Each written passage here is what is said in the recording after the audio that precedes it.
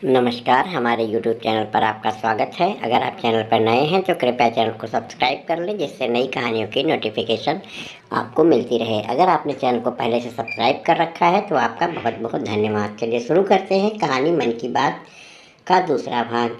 दोस्तों, मेरे अंदर जब लड़कियों को सजा धजा देखने के बाद औरत बनने की इच्छा तेज़ी से बढ़ जाती थी तो मैं अपना मन महसूस कर रह जाता था, क्योंकि ना तो किसी से इसके बारे में चर्चा कर पाता था और न ही कोई ऐसी कोशिश कर पाता था, क्योंकि मेरे घर में हमेशा कोई न कोई लेडीज़ बनी रहती थी और मुझे अकेलापन नहीं मिल पाता था।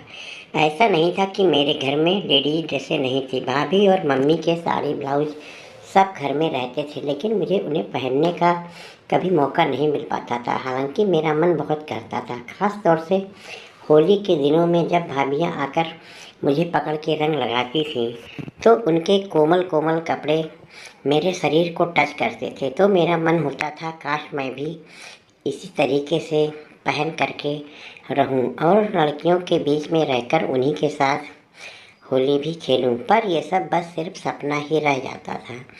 मेरे यहाँ जब किसी त्योहार पर पूजा के समय औरतें पूरी तरीके से सज धज कर तैयार होती थीं, ख़ास तौर से मेरी भाभी जो बहुत ही खूबसूरत थीं, तो उन्हें देखकर मुझे ऐसा लगता था कि काश मैं भी अपनी भाभी की तरह सज करके तैयार हो पाता।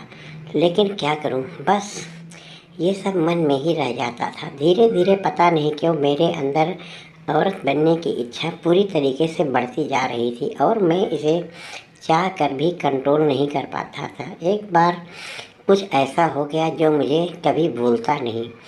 एक दिन भाभी के साथ उनकी छोटी बहन भी आ गई और उस होली में उसने मुझे खूब जम करके रंग लगाया। अच्छे तरीके से रंगने के बाद उसने मेरे लिपस्टिक, बिंदी और सिंदूर सब लगा दिया और कहा, अरे वाह, आप तो सच में बहुत अच्छी औरत की तरह लग रहे हो। जब मुझे वो लड़कियों की तरह सजा रही थी होली के दिन, तो गांव की औरतें मुझे देखकर हंस रही थीं। सच बताऊं तो मुझे हल्की हल्की शर्म बाहर से आ रही थी, लेकिन अंदर से ऐसा लग रहा था जैसे मेरी बहुत बड़ी इच्छा पूरी हो गई है। फिर उस दिन भाभी ने अपनी छोटी बहन से कहा, इसे नहाने मत दो। मैं क्या करता, मजबूर था। उसी तरीके से बिंदी सिंदूर सब मेरी माथे पर लगा था और भाभी ने इसके बाद मुझे कहा, आज तुम्हें कपड़े नहीं पहनने हैं, लो जा कर के मेरी मैक्सी पहन लो। मजबूरी में भाभी की बहन ने मुझे मैक्सी पहनाई और फिर लगभग शाम तक मैं उसी तरीके से रहा। शाम को भाभी की बहन ने कहा, अरे वाह, तुम तो बहुत अच्छे लग रहे थे आज।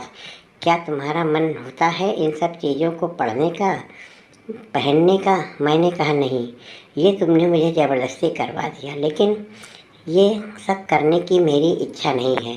भाभी की बहन ने अपनी मोबाइल से मेरी कुछ फ़ोटो भी खींच ली। सच बताऊं, उस दिन मुझे ऐसा लगा कि औरतों के कपड़ों में कितना अच्छा लगता है। मैं उनकी ज्वेलरी में भी इंटरेस्ट लेने लगा था। भाभी जब अपनी ज्वेलरी पहनती तो उनकी रिंग, अंगूठी, नथनी, गले का हार, ये सब देखकर मुझे भी मन कहता कि मैं भी इन सब को पहनूं और उन्हीं की तरह डांस करूं। खैर, वो होली का दिन मुझे कभी नहीं भूलता, जब भाभी की बहन ने मुझे पहली बार लड़कियों के कपड़े पहनाए। अब मेरी उम्र काफ़ी ज़्यादा हो चुकी है, मैं जॉब करता हूँ, अब मैं अकेला रहता हूँ। मैंने कई औरतों के कपड़े बनवा भी लिए हैं, सिलवा भी लिए हैं। अब मैं उन्हें पहनकर अपनी क्रॉस ड्रेसिंग की इच्छा पूरी कर